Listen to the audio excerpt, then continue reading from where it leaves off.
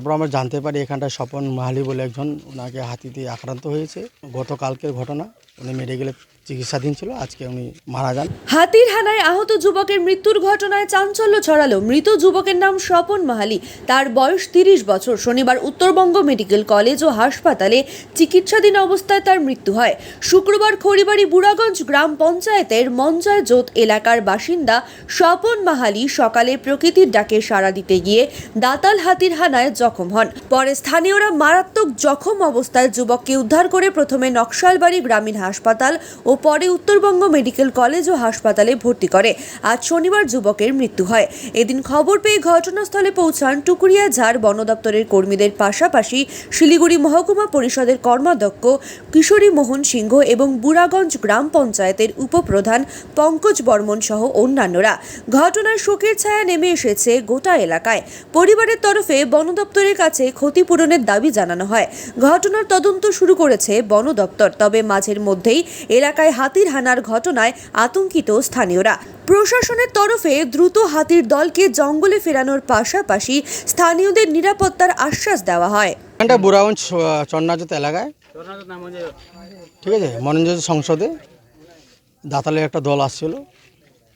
তারপর আমরা জানতে পারি এখানটায় স্বপন মাহালি বলে একজন, ওনাকে হাতি দিয়ে আক্রান্ত হয়েছে। গতকালকের ঘটনা, উনি মেডিকেলে চিকিৎসাধীন ছিল, আজকে উনি মারা যান। তারপর আমরা প্রশাসন ডিপার্টমেন্ট এবং পুলিশ প্রশাসন আছে, আমরা দেখছি ডিপার্টমেন্ট তদন্ত করে গেল, ঠিক আছে, যেটা কম্পেনসেশন সেটা যেন পায়। তদন্ত করছি ডিপার্টমেন্ট, আজকে ওনারা দেখে গেল।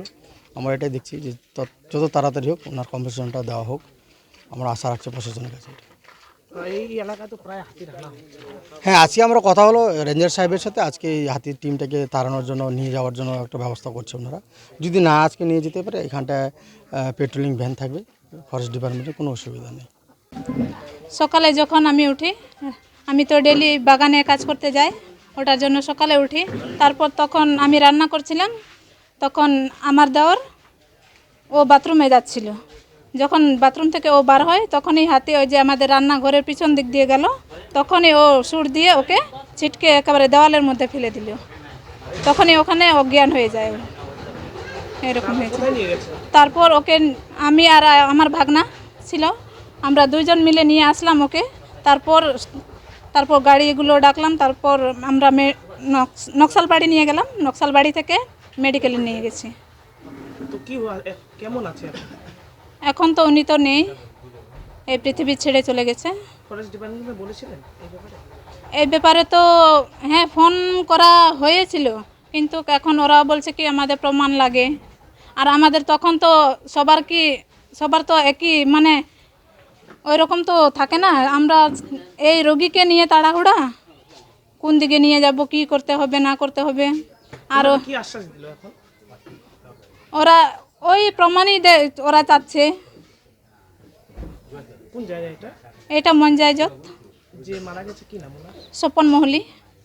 বয়স কত? ওর 29 বছর।